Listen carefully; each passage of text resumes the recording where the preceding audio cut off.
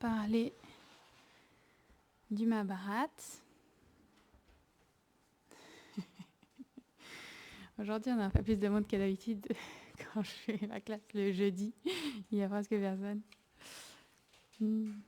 Et donc, c'est l'instruction de mon Gurudev que je fasse ce service de parler du Mahabharat. Et dans un premier temps, on va lire un verset du Srimad Bhagavatam. Et on doit être au verset 36 du chapitre 5 et c'est la page 171. Om Namo Bhagavate Vasudevaya.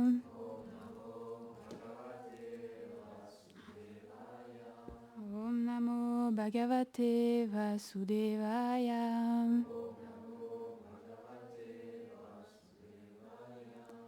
Om Namo Bhagavate Vasudevaya.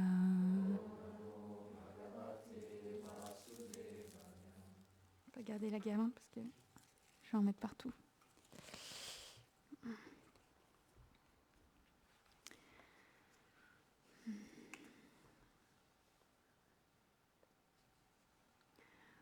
Kurvana karmani Bhagavak Chikshaya Kshakrikt Grinanti Gunanamani Krishna Syunasmanranticha.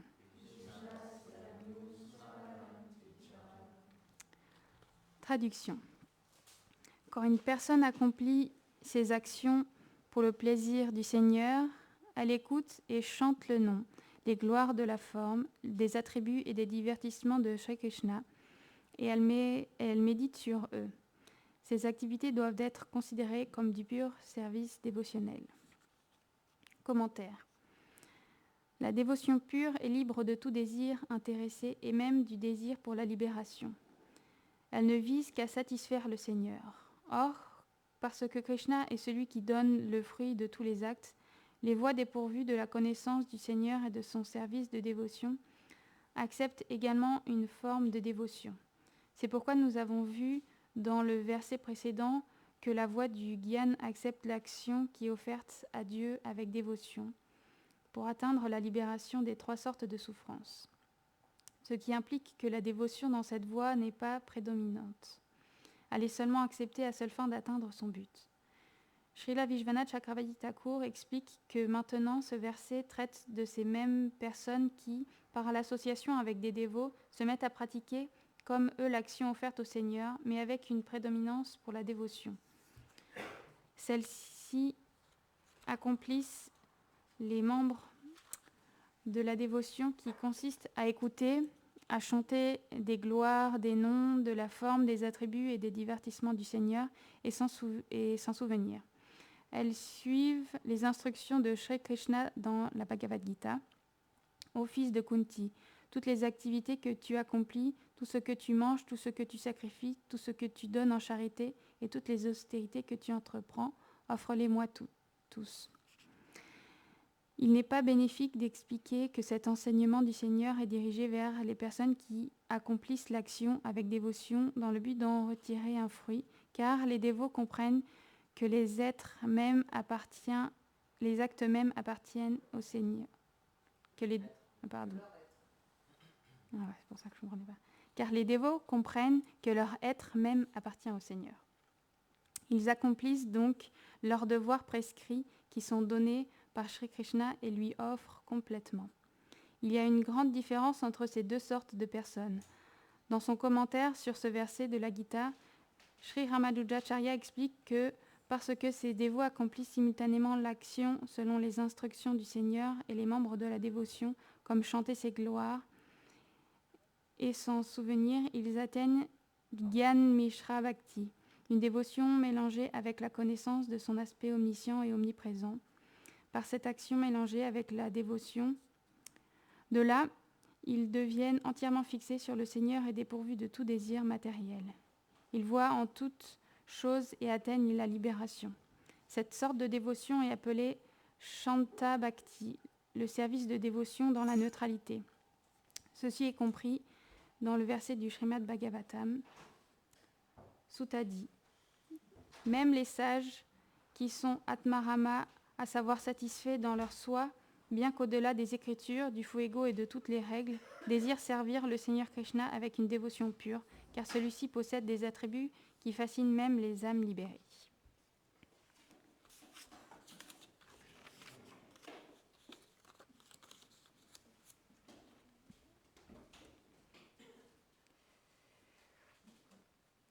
Om Gyanati Milandasya Gyanam Jalam Sharakaya Shakshurun Militam Yena Tasmai Shri Gurave Namaha Shri Chaitanya Manobishtam Stapitam Yena Bhutare Svayam Rupa Kadamadyam Dadati Svapadantikam Vanshakarpatarubhyascha Kripa Sindhubhya Evacha Patitanam Pavanebhyo Vaishnavebhyo Namo Namaha Jaya Shri Krishna Chaitanya Prabhu Nityananda Shri Advaita Gadadhara Srivasadi Gaura Bhakta Vrinda Hare Krishna Krishna Krishna Hare Hare Hare Ramo Ramo Ramo Hare Hare Namam Vishnu Padaya Krishna Prestaya Bhutare Srimate Bhaktivedanta Swami Niti Namine Namaste Sarasvate Deve Gauravani Pracharine Nirvishesha Shunyavadi Prasachare Shatarine. Bienvenue à tous. J'implore vos bénédictions aujourd'hui pour que je puisse parler. Et on va reprendre où on était arrêté la dernière fois et on avait dû... on s'était arrêté à un moment où les Pandavas, donc Arjuna, il est toujours aux planètes édéniques avec Indra. Et donc les 4 autres Pandavas et Draupadi, ils étaient en pèlerinage. On a décrit un petit peu le pèlerinage. Et ils avaient pour désir d'aller sur la montagne Gandhamadana parce qu'au sommet de cette montagne-là, ils savaient qu'ils pourraient retrouver Arjuna. Et on avait expliqué comment Bhima il avait dû faire appel à son fils Ghatotkacha, on sait que c'est les fils qu'il a eu avec une Rakshasi. Et donc il est un Rakshasa, ce fils-là. Et il a une grande puissance et il a beaucoup de Rakshasa sous son ordre. Et comment il les avait aidés, parce qu'à un moment c'était difficile de grimper cette montagne, et comment ils avaient porté les Pandavas et les Brahmanas pour les déposer pas tout à fait au sommet de cette montagne-là, mais dans un ashram, l'ashram de Badarika, où dans un âge précédent, Nara et Narayan, ils étaient passés à cet ashram-là. Et il y a beaucoup de sages qui habitent à cet endroit-là, et on s'est arrêté là la semaine dernière. Et en fait, ils sont restés à cet endroit pendant 6 jours, 7 nuits, et au 7e jour, il y a un vent qui venait du nord-est qui soufflait sur l'ashram. Et ce vent du nord-est, il a apporté une fleur spéciale. Il a apporté un lotus doré aux 1000 pétales. Et ce lotus doré aux 1000 pétales, il est venu se poser au pied de Draupadi. Et Draupadi, elle a attrapé ce lotus merveilleux qui était vraiment fascinant. Et elle n'avait jamais vu un lotus comme ça. Et il avait une odeur vraiment envoûtante. Et quand elle a vu ce lotus, elle s'est tournée vers Bhima. Et elle lui dit « Oh, regarde ce merveilleux lotus, j'aimerais tellement pouvoir l'offrir à Yudhishthir. » Et en fait, elle demande à Bhima de pouvoir lui en apporter plus. Elle aimerait bien en avoir plus. Comme ça, elle pourrait en ramener dans l'endroit où il vivait, dans la forêt de Kamyaka, en fait. Et donc, du coup, elle demande à Bhima de pouvoir lui chercher ces lotus qui réjouissent son cœur. Et en fait, Bhima, quand il la voit, Draupadi qui la regarde avec ses yeux noirs et ses beaux sourcils et ses cils courbés, et il voit que Draupadi, vivre dans la forêt, c'est quelque chose qui est difficile. Elle n'est pas faite pour une vie aussi difficile. Et quand il la voit heureuse comme ça et qu'il lui demande ça, il ne peut pas faire autrement que d'accéder à sa demande. Alors il se lève directement et il trace contre le vent en fait pour pouvoir remonter d'où viendrait ce lotus merveilleux. Et là il commence mais vraiment il trace. Et vraiment il s'arrête pas sur son passage en fait. Il se met à marcher très très vite. Et en fait c'est à tel point que c'est comme des gros dégâts en fait. Il ne fait pas vraiment attention sur son passage et il ne veut pas qu'il y ait des choses qui le dérangent sur son passage. Donc vraiment, il trace la route et Bhima, il est très fier de sa puissance et de sa force. Et donc du coup, il ressent ça qu'il a cette puissance-là. Quand il marche très vite. Et il voit quand même au niveau des régions qui se déroulent autour de lui, qu'elles sont de plus en plus belles. En fait, il va dans des endroits qui sont pas accessibles à tous. Il y a beaucoup d'arbres en fleurs. Pourtant, on est très très haut dans les montagnes, donc il ne devrait pas y avoir de fleurs. Il devrait y avoir que de la neige à cet endroit-là, vu l'altitude à laquelle ils sont. Mais malgré ça, il y a des magnifiques arbres en fleurs avec des odeurs merveilleuses et il y a des magnifiques paysages. Et donc, il est comme dans une forêt. Et en fait, il voit même sur son passage des Gandharvas et des Siddhas qui sont là en train de marcher dans la forêt avec leur épouse. Et quand ces jeunes filles, elles voient Bhima, alors elles tournent la tête dans sa direction. Il est vraiment fier de lui, de sa puissance, et il trace. Et en fait, c'est expliqué que de sa jouissance d'être fort, en fait, il se met à hurler, en fait, à crier comme ça sa force. Et ça effraie les animaux qui sont autour de lui et ça dérange même les tigres des montagnes. Les tigres des montagnes, ils ont l'air spécialement d'être féroces parce que quand il cite des tigres féroces, il cite souvent les tigres des montagnes qui habitent dans des grottes. Et donc ces tigres, certains fuient et certains autres, ils veulent défier Bhima. Alors ils arrivent sur la route de Bhima et lui, juste, il les attrape, il les balance au loin, il les tue comme ça. Et il y a même des éléphants sur son passage. Et il est tellement déterminé avec la pensée de Draupadi qui veut ses lotus que juste il attrape les éléphants et il les balance sur d'autres éléphants. Il tue comme ça des éléphants, il tue des tigres sur son passage. Et en fait, il fait tomber des arbres et il fait tellement de bruit qu'on entend à des kilomètres à la ronde, on entend qu'il est là en train d'avancer. Et les animaux, ils sont complètement en panique. Et à ce moment-là, dans la terreur générale, il voit des oiseaux qui sont des espèces qui habitent près de l'eau, en fait, près des lacs. Alors quand il voit ces oiseaux qui s'envolent, il les suit en fait, parce qu'ils se disent s'ils habitent près d'un lac, alors peut-être je vais pouvoir trouver le lotus que je cherche à cet endroit-là. Alors il suit les oiseaux et il atterrit près d'un lac et il plonge dans l'eau pour se rafraîchir un petit peu, se désaltérer et il regarde les lotus qu'il y a dans ce lac, mais c'est pas ces lotus-là qu'il cherche. Il n'est pas encore au bon endroit. Alors il sort de l'eau et il voit qu'il y a un chemin à cet endroit-là qui continue plus loin dans la montagne. Alors il va pour commencer à prendre ce chemin-là. Et là, à ce moment-là, il entend un bruit résonner. Ça fait trembler toute la terre et ça lui fait même hérisser les poils sur son corps tellement c'est puissant ce bruit qu'il a entendu. Et donc c'est un bruit comme ça qui se répète. Et en fait, un peu plus loin sur la route, il trouve, parce qu'il cherche d'où vient ce bruit terrible, et là il voit un grand singe qui est allongé sur la route et qui bloque le passage. Et en fait, ça l'énerve qu'il voit ce singe qui lui bloque la route, parce que de toute façon c'est la route qu'il veut prendre. Alors parce qu'il est certain de sa puissance et d'effrayer tous les animaux, il le regarde et Bhima en fait il se met à rugir comme ça pour faire peur au singe.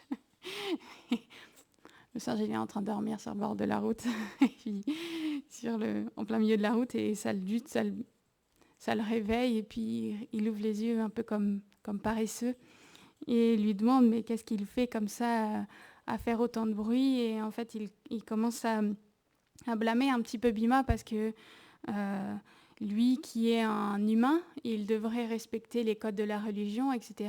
Et ça veut dire de respecter les êtres qui sont inférieurs à lui. Et donc il dit que comme la façon dont il agit à détruire tous ces animaux-là, il n'agit pas tellement dans la vertu. Donc il dit, toi certainement, tu n'es pas un homme dans la vertu. Et quitter d'ailleurs, et tu ne devrais pas continuer sur cette route de toute façon parce que cette route, elle mène dans des régions édéniques et les humains n'ont pas accès à ces régions-là. Seules les personnes qui ont fait des grandes ascèses peuvent aller jusque-là. Donc de toute façon, si tu continues, tu vas mourir. Donc simplement, va-t'en. Et il voit quand même que ça ne doit pas être un être ordinaire parce que déjà, c'est un singe qui parle. Donc déjà, pas que tous les animaux parlent. Hein. Donc déjà, il se dit que certainement, ça doit être un être céleste qui a pris la forme d'un singe. Je sais pas, il sait pas trop qui il est. Donc il lui pose la question, qui es-tu, toi, sous cette forme de singe? Donc ça montre qu'il a compris que c'était pas forcément sa forme d'origine. Et après, comme le singe lui a demandé qui il était, alors il se présente, voilà, je suis un membre de famille royale, je suis descendant de Pandu, et donc il descend de la dynastie lunaire, de Kunti, de Vayu, et donc comme ça, il dit, je m'appelle Bhima.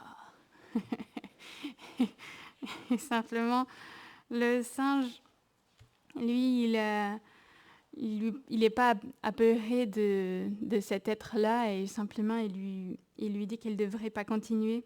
Et ce singe, il est quand même vraiment particulier. Et quand Bhima il l'a vu, il ressemble quand même comme à une colline, donc il a quand même une belle présence. Il est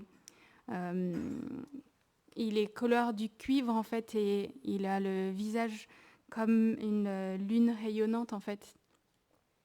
Mais Bhima, lui, il est décidé qu'il doit continuer, en fait. Alors, il lui demande de se pousser.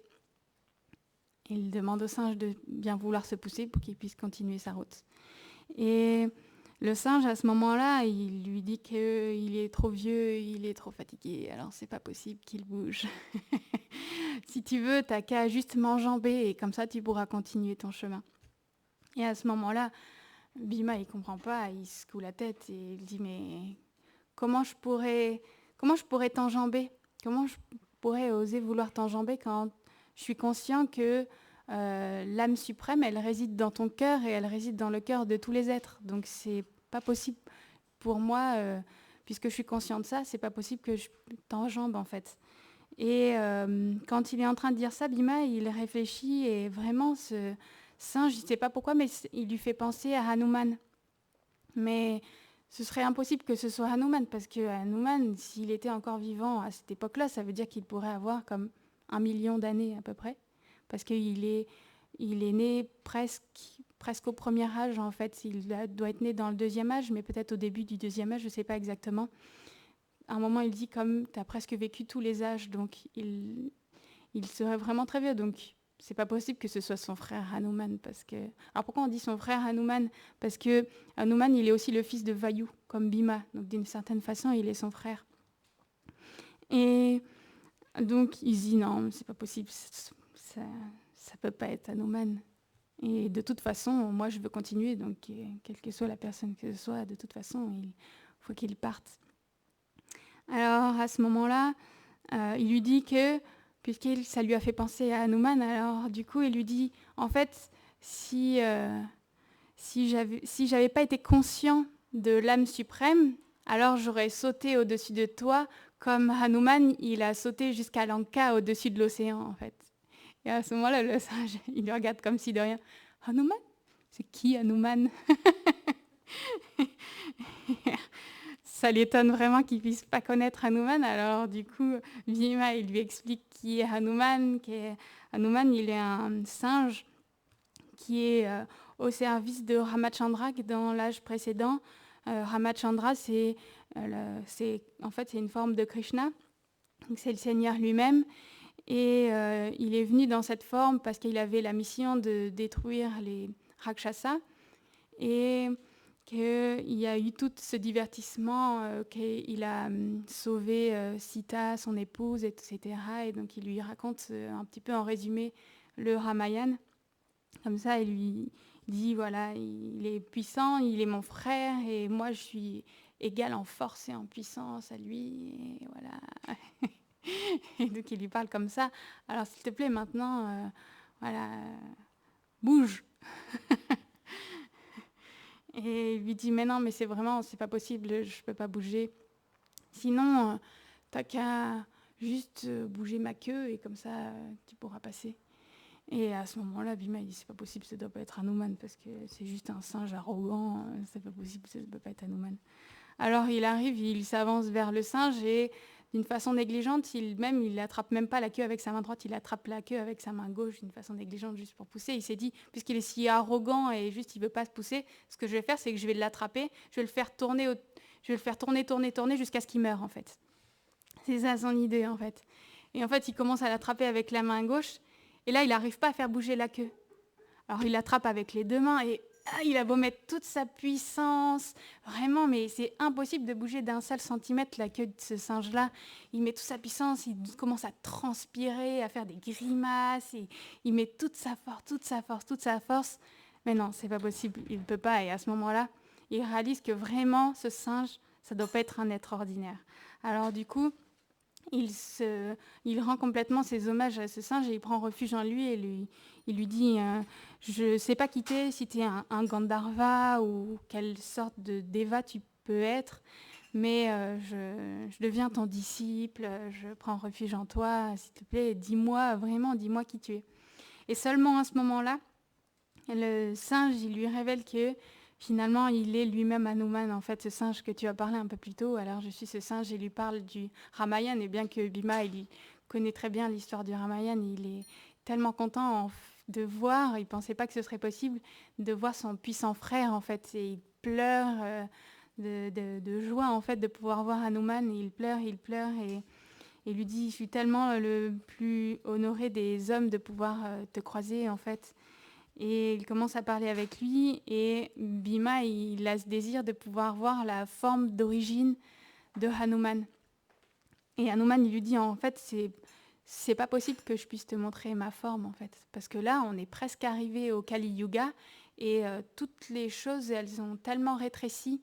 Et par rapport à quand je montrais ma forme à cette époque-là, les choses ont beaucoup changé et donc suivant la loi du temps et des êtres, c'est pas possible pour moi de montrer cette forme gigantesque. Et quand même, Bhima, il est têtu, hein. Il insiste et je partirai pas d'ici tant que tu m'auras pas montré ta forme. Donc comme ça, il insiste et il lui demande, puisqu'il lui parle des âges, alors Bhima, il commence à lui poser des questions parce qu'il sait, comme on l'a dit un peu plus tôt, que Hanuman, il est vieux, du coup il a plus d'1 million d'années. Alors il lui pose des questions sur les différents âges et il lui demande en fait comment la religion, etc., tous ces objectifs, elles ont évolué au fur et à mesure des âges. Et il lui raconte que au temps du Satya Yuga, les êtres vivants, c'était des hommes qui étaient réalisés et complètement dédiés au Seigneur. À cette époque-là, la vertu, elle était pleine et qu'au fur et à mesure du temps, alors la vertu, elle a diminué. Et en fait, d'âge en âge, elle réduit d'un quart. Il lui dit au jour d'aujourd'hui, parce qu'on est presque à l'âge de Kali, alors il ne reste plus qu'un quart. Et à la fin de l'âge de Kali, il n'y aura plus aucune vertu, en fait. Et donc, il lui explique comme ça différentes choses à propos des yugas. Et puisque Bhima, il est très insistant, alors Hanuman, il cède et il lui dit, recule un petit peu, je vais te montrer ma forme.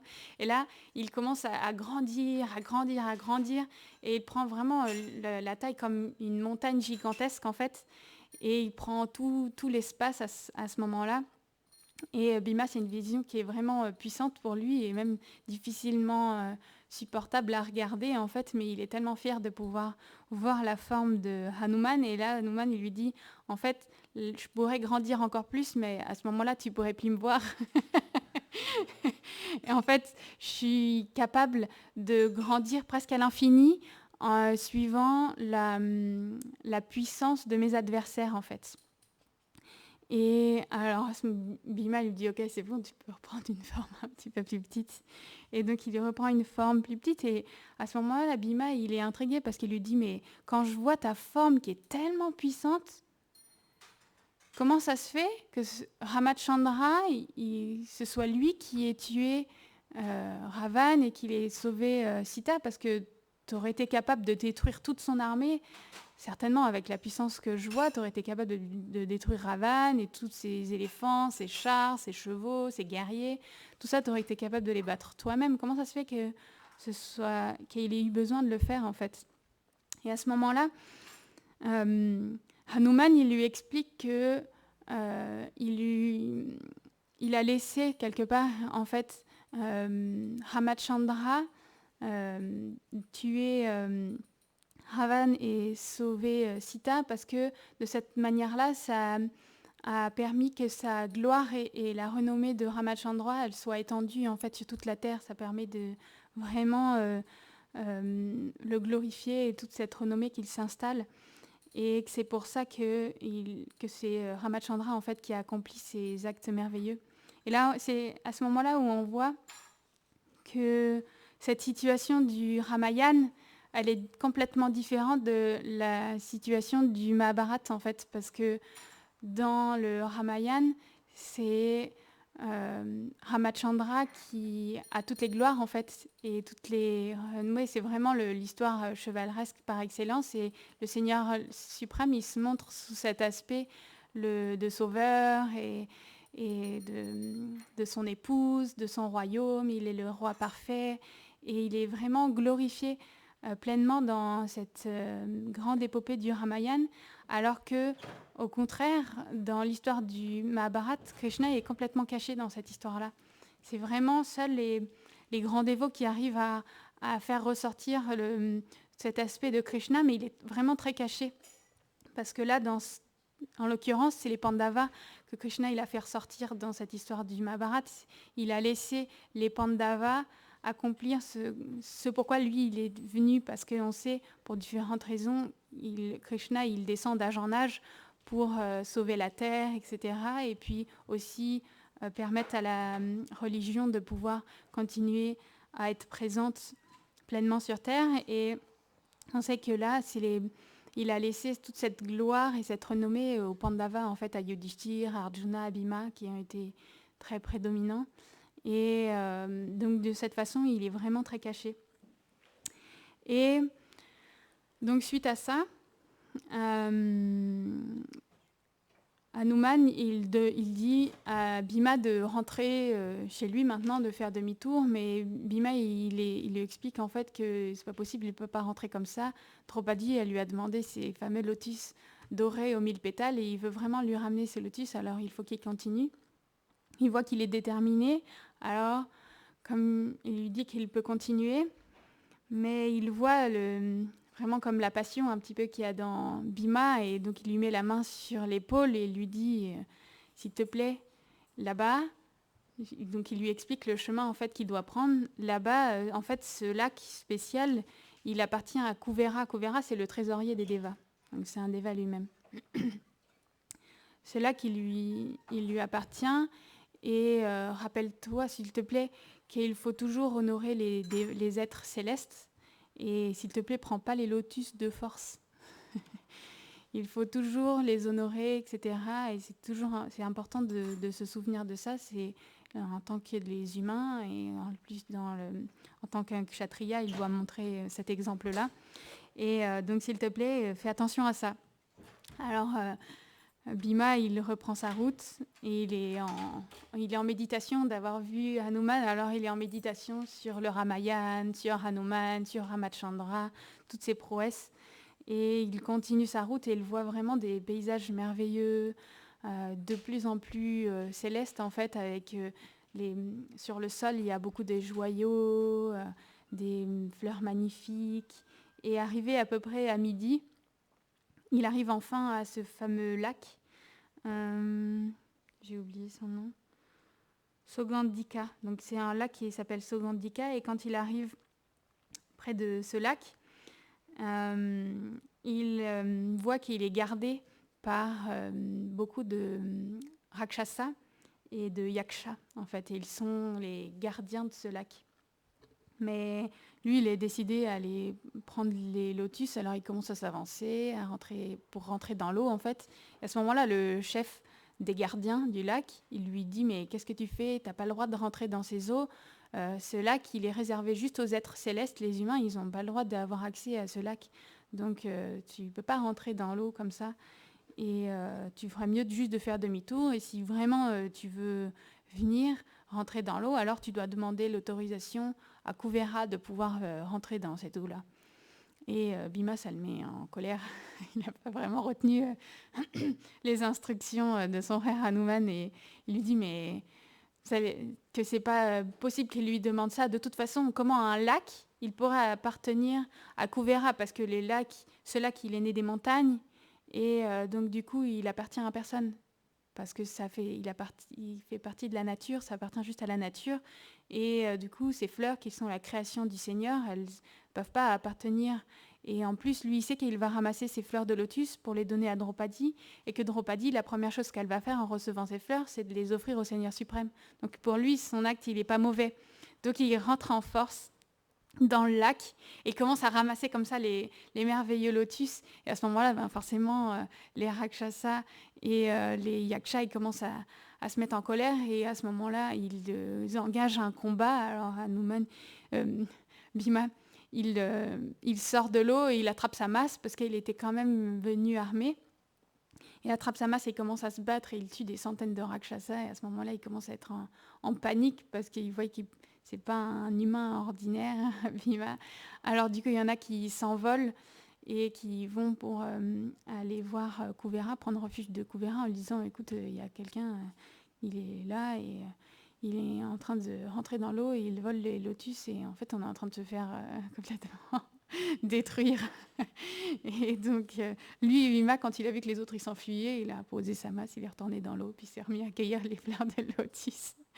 Et puis Kuvera, à ce moment-là, il lui dit « En fait, je savais qu'il allait venir, et s'il vous plaît, laissez-le cueillir ses lotus pour Draupadi. » Alors du coup, juste les gardiens, ils retournent vers le lac, et ils voient, ils regardent Bhima en train de ramasser tous les lotus, les poser sur la berge. Et puis, on continuera cette histoire une autre fois.